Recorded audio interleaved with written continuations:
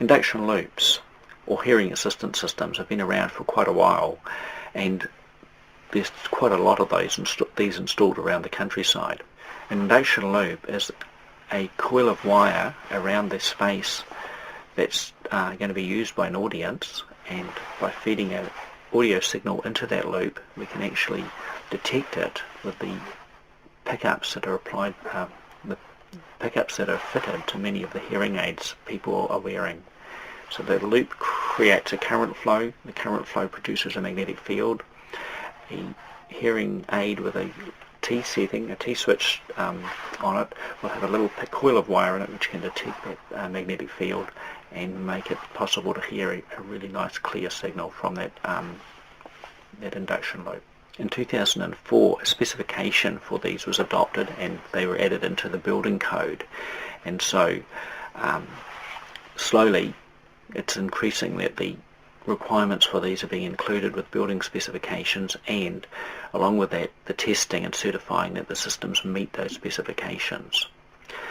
If you've got a system that was installed before 2004, these specs don't apply to you. So as long as you've got a system that works effectively and functions as required, you're set.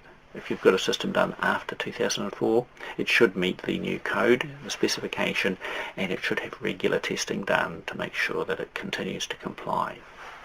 Systems that don't have enough signal level are going to mean that the person using them is going to hear too much other unwanted noise, and if you don't have enough frequency response that's at least flat to 5 kilohertz, there's going to be issues with clarity and understanding what's being said.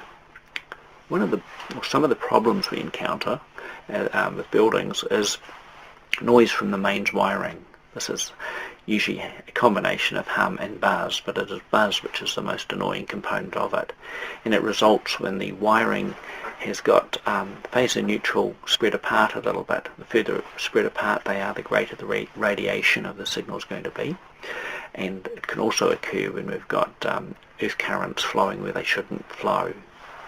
Another problem that comes up is when we've got a lot of steel in a building or metal in a building, and think about reinforced concrete floors or steel decks with concrete laid over the top. This acts like a short on the loop, and this causes a huge loss of signal. It absorbs a lot of the energy out of the loop, but it particularly absorbs the high frequencies, so we get low level within the loop area, particularly as you move towards the centre of the loop further away from the wiring, and you get significant loss of the high frequencies. To solve that problem, we need to make the loop width narrower, and it would come down to typically 3 meters, in bad cases or severe cases 2 meters loop width, and that's going to bring the level up and make it more even across the loop. And at the same time we're going to have to apply a bit of high frequency boost to correct for the high frequency loss, which is greatest, where the losses are greatest. The problem is that most rooms are going to be wider than your 2 or 3 meter loop area, and so we're going to have to put multiple loops in a room to get the coverage we need of the floor and of the audience areas. That's fine if you've got aisles that occur at suitable locations and you can run those loops in the aisles, but if not, some people may find themselves sitting above a loop cable and be sitting in a null area where they're going to get no help from the induction loop. To solve that, a second loop can be laid which is offset from the primary loops, and the secondary loop needs to be driven from a phase shifter so that its signal is 90 degrees phase shifted relative to the primary loop. The two loops will add together, they won't cancel, and they have very little interaction with each other, but you get even coverage across the room with no holes, no dead spots, no nulls happening. So it's a great solution. The problem is it's going to cost more. There's more equipment, there's more cable, there's this phase shifter added to the system. But it is an effective system for where you've got movable seating and a lot of rooms, a lot of churches, a lot of centres. The seating can be rearranged depending on the way the room's going to be used. At the other end of the induction loop system, we've got to have an input that's going to make it effective. If there's a sound system in the room, we use the microphones that are being used for the sound system to drive the loop and get a good clear signal into the hearing aid loop. If we place a microphone at a great distance from the person speaking, then we may as well forget the loop, as the person's own hearing aids are going to do the job as effectively as that distant microphone would do it. So good clear sound from up close to the sound source is a vital requirement to make a loop system work effectively.